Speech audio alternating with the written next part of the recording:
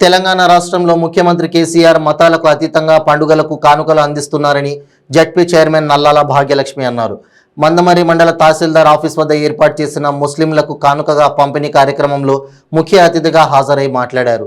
తెలంగాణలో కేసీఆర్ ఎంతో అభివృద్ధి చేశారని ప్రతి ఒక్కరూ ఆశీర్వదించి మళ్లీ గెలిపించుకోవాలని కోరారు. ఈ కార్యక్రమంలో మాజీ MLA Odelu, ZPC Velpula Ravi, co-option member Nasiruddin, tahsildar Sampathi Srinivas తదితరులు పాల్గొన్నారు.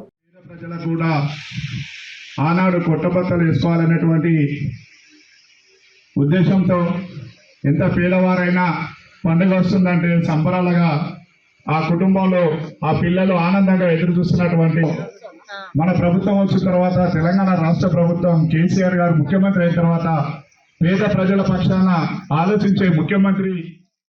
ముస్లిం పండుగకి మన ముఖ్యమంత్రి మన చంద్రశేఖరరావు గారు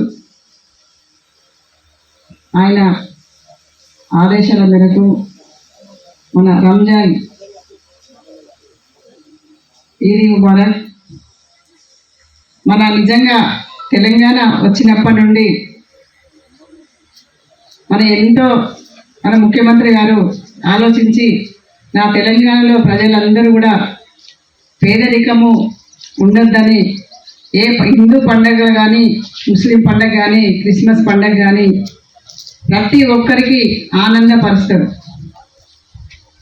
మన తెలంగాణలో అంటే మనం తెలంగాణ వచ్చినప్పటి నుండి మన ముఖ్యమంత్రి గారు అన్ని విధాల షాదీ ముబారక్ కానీ, కళ్యాణ లక్ష్మి కానీ, రైతు బంధు కానీ ఇవన్నీ మన ముఖ్యమంత్రి గారు చేపట్టి ఒక బలగం సినిమా లాగా నా తెలంగాణ